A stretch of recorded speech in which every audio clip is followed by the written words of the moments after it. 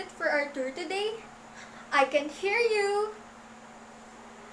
Now, that is what I want to hear. But before anything else, let me introduce myself first. Magandang buhay, tourist! I am Christian May J. Katmunan, and you can call me May for short. And in behalf of JNC Travel and Tours, I am your official tour guide for today. Beside me is the one who will bring us to our destination, our seasoned driver, Kuya J. The best driver in town. We will be your companion for the rest of the day, and you can always approach us if you need any help. But before we start the tour, I have here some friendly reminders for you to follow. Number 1, put your trash in a proper trash bin or simply put it in your bag. Number 2, never leave your things unattended to avoid unnecessary loss. And number 3, always observe a body-body system so no one will get lost. I have with me is a white flag that I will wave for you to locate me easier, and in cases of emergency, I always have my first aid kit with me. And lastly is enjoy. Don't forget that our bus number is bus number 4. Before we proceed, let me take a head count. 1, 2, 3, 30. Okay, complete. Thank you very much.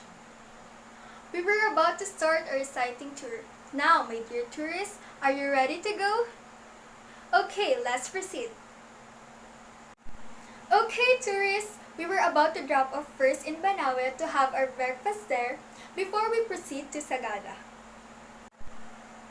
Welcome to Banawe Viewpoint or Banawe Rice Terraces. This is the famous view that we always see in the 1,000 peso bill if you can still remember.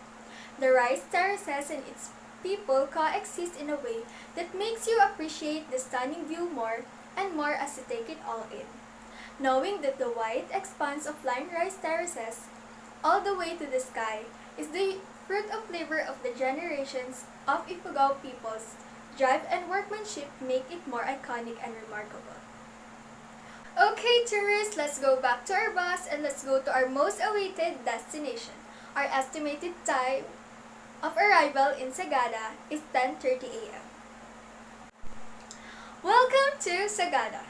Sagada is a town in the Cordillera Mountains within the Philippines Mountain Province. Sagada is known for its scenic mountain valleys, rice fields, refreshing waterfalls, limestone caves, and sea of clouds. The life here is simple. Agriculture is the primary driver of the economy, but tourism has been contributing significantly. Backpacking in Sagada is the perfect way to round out your Philippines adventure.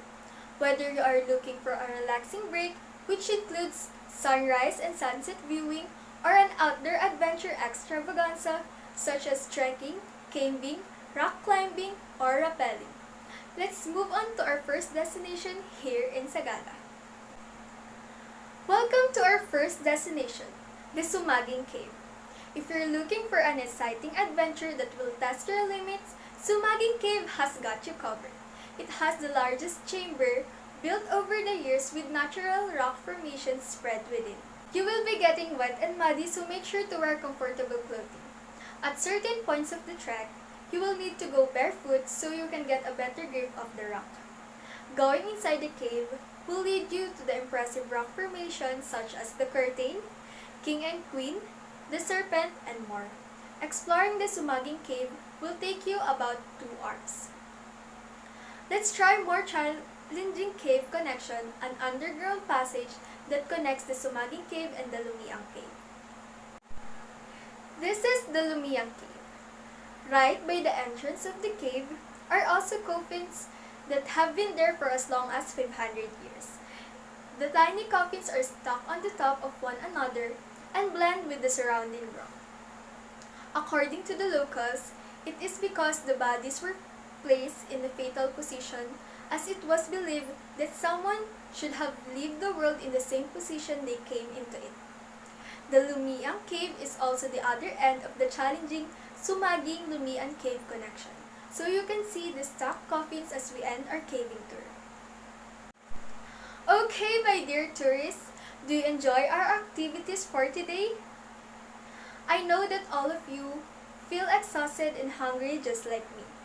But the important thing is you enjoy, right? I'll do the head count first. 1, 2, 3, 30. Okay, complete. Thank you for today, my dear tourists. Let's see each other again tomorrow. Good morning to our beautiful and handsome tourists.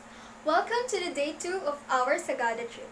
Some of you are still sleepy yet, but we have to wake up at 4:30 a.m. for our sunset viewing at the Mount Kiltipan. Kiltipan Viewpoint is the most popular spot to catch the famous Sagada sunrise. The fading darkness reveals an ocean of white clouds blanketing the hills and valleys below. The sun peaks like a curious god saying hello to its beautiful creation. As the sun inches from the horizon, the clouds apart, and if you're lucky, it reveals the magnificent terraces underneath. So my dear tourists, I am giving you the permission to shout your feelings at the top of your lungs, just like in the famous movie, That Thing Called Tadhana. I am giving you 30 minutes to enjoy the view. Okay tourists, it's time for our second destination. Down to our second destination for today is the Bomod Oak Falls, the largest and tallest falls here in Sagada. It is standing 200 feet tall, that is why it is also called as the Big Falls. It is beautiful and impressive as it is, and the hour-long trek to the falls is worth the workout. Now my dear tourists, you may enjoy the magnificent scenery, and you can also swim if you want to. Enjoy! Before we proceed to our last destination, head count first. 1, 2, 3, 30. Okay, complete. Let's proceed to our last destination for this trip. The most popular and the most iconic spot here in Sagada Mountain Province is the Hanging Coffins at Eco Valley. Igorots in Sagada follow a unique burial ritual. Instead of being buried underground, the coffins are hung either inside the caves or on the face of the cliffs, near the hanging coffins of their ancestors.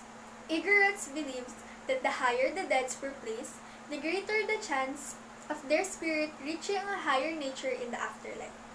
This tradition has been practiced for over 2,000 years. The locals call it Eco Valley because if you shout in the middle of the trail going down to the side, your scream will echo throughout the valley, but local regulations will not allow you to make a loud sound to test the echo to show respect to those who are dead.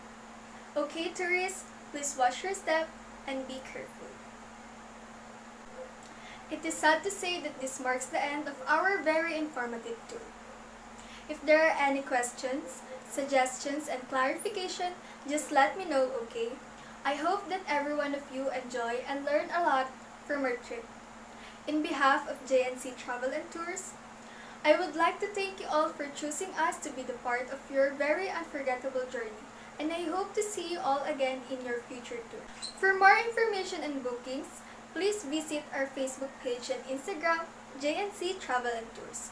Once again, I am Christia Katmunan, your official tour guide for today, and now signing off. Hope to see you all again!